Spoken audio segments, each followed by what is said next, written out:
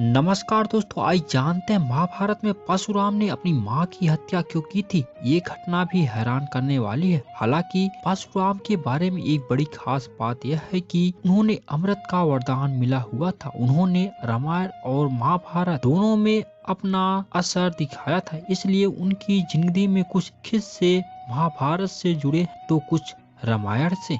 दरअसल परशुराम की मां रेणुका जल का कलश लेकर नदी गई थी। उन्हें वहां से कलश में जल भर कर लौटना था। नदी में गंधर्व चित्रण अप्सराओं के साथ जल क्रीड़ा कर रहा था। उसे देखने में रेणुका इतनी तल्फीन हो गई कि उन्हें जल लेकर लौटने में देर हो गई। उधर उनके पति और ऋषि जन्मदिग्गा यज्ञ के लिए बैठे थे। देर होने से वे यज्ञ नहीं कर पाए। परशुराम के पिता गुस्से से लाल पीले हो रहे थे। तभी रेणुका जल लेकर लौट आई। उनके आते ही ऋषि जन्मदिग्गा क्रोध में दहाड़े। उन्होंने अपने 4 पुत्रों से तुरंत उनकी मां का वध करने को कहा। तीनों बेटे ने ये बात नहीं सुनी, लेकिन वे सिर झुकाकर खड़े हो गए। लेकिन परशुराम ने ऐसा नहीं किया, बल्कि उन्होंने अपना फरसा उठाया। एक ही वार में मां का सिर धड़ से अलग कर दिया। परशुराम के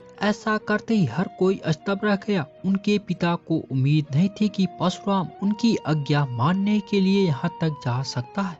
एक ओर वे अपनी पत्नी की हत्या से दुखी थे, तो दूसरी ओर ये देखकर खुश कि उनका बेटा उनकी कितनी बात मानता है। उन्होंने परशुराम से वरदान मांगने को कहा। परशुराम ने तुरंत पिता से 4 वरदान मांगे। माँ फिर से जिंदा हो जाए, उन्हें ये याद ही नहीं रहे कि उनकी हत्या की गई थी। उनके सभी भाई की स्तब्ध अवस्था से समान स्थिति में लौट आए। वरदानों के साथ पिता ऋषि जन्मदिग्गा ने उन्हें अमर होने का वरदान भी दिया था। एक दिन जब परशुराम बाहर गए थे, तो राजा साबुत हैवराज के दोनों बेटे कीर्तिवीर अर्जुन और कार्तिकवीर अर्जुन उनकी कुटिया पर आए। उन्होंने राजा द्वारा दान में दी गई गायों को और बछड़ों की जबरदस्ती छीन लिए, साथ ही मां का अपमान भी किया था।